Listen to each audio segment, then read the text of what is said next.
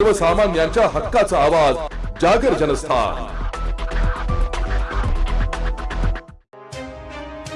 धुळ्यात ज्योती कलश रथयात्रेचे bike rally काढून स्वागत करण्यात आले।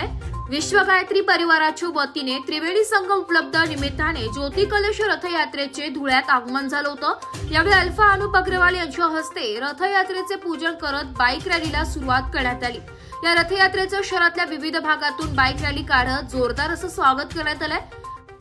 पंडित श्रीराम शर्मा आचार्य यांनी गायत्री मंत्राची ग्रहण साधलेला 100 वर्षे पूर्ण झाल्याने त्या निमित्ताने नागरिकांना दिव्य अखंड दीपकाचे दर्शन करता यावे म्हणून हा अखंड दीप पूर्ण भारतात भ्रमण करण्यासाठी या मंगल ज्योती कलश रथयात्रेचं आयोजन करण्यात आलंय, अशी माहिती गायत्री परिवाराचे सुधाकर बेंद्रे यांनी दिली।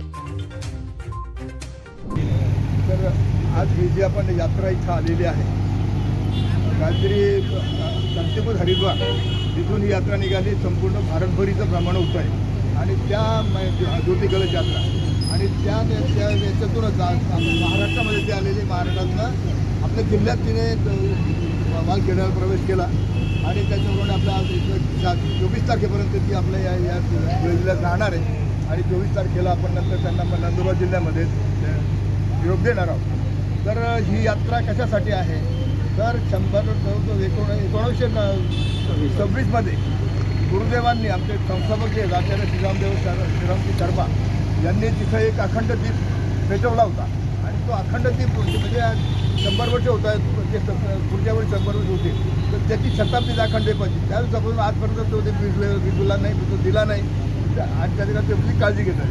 तसंच त्या दिवसापासून गायत्री मंत्राचं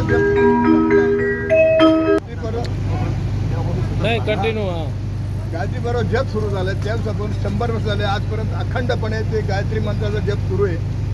पाळी पाळीने लोक बसतात 2-2 तास 3-3 तास आणि 100 वर्ष त्याला पुढच्या बसली होती आणि त्या निमित्तानं ही शताब्दी निमित्तानं ही यात्रा संपूर्ण भारतभर फिरते।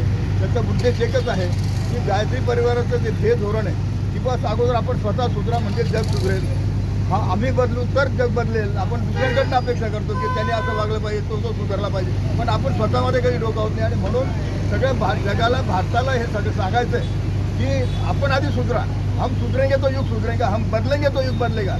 त्याचं खाली बोलते रहेंगे कुछ होने वाला नाही आणि असा उदात्त ध्येय तू घेऊन देशासाठी, जनतेसाठी आणि संपूर्ण जगाच्या शांततेसाठी हे गायत्री परिवाराचं हे मिशन चालू आहे आणि 72 करोड लोक या जगामध्ये या गायत्री परिवाराचे साधक फॉलोअर्स आहेत आणि अत्यंत चांगली संकल्पना घेऊन आमचे गुरुदेव त्या काळात इथं उतरले आणि आजपर्यंत जे काही चांगल्या गोष्टी होत असतील तर केवळ ह्या गायत्री परिवाराच्या ह्या चांगल्या त्याच्या ज्या सप्तक्रांती आमच्या ज्या आहेत त्याच्यामध्ये शिक्षण असेल, व्यसनमुक्ती असेल, असे बरेच वृक्ष लागवड असेल, हे सगळे चांगले कार्यक्रम या गायत्री परिवाराच्या माध्यमातून आयोजित केले जातात आणि त्याचं नुसतं आयोजन करून थांबत नाही तर त्याचं वृद्धी कशी होईल तो बघत असतो आणि त्याचे दृश्य परिणाम जोपर्यंत दिसत नाही तोपर्यंत आपण काम ते करत असतो आणि त्याच्या प्रसाराकरता ही यात्रा संपूर्ण भारतभर फिरते,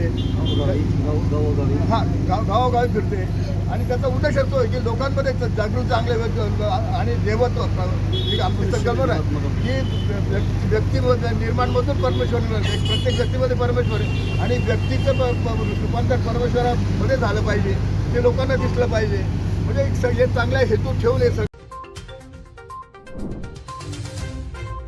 जागर जनस्थानकरिता प्रतिनिधी रूपक बिरारी, धुळे।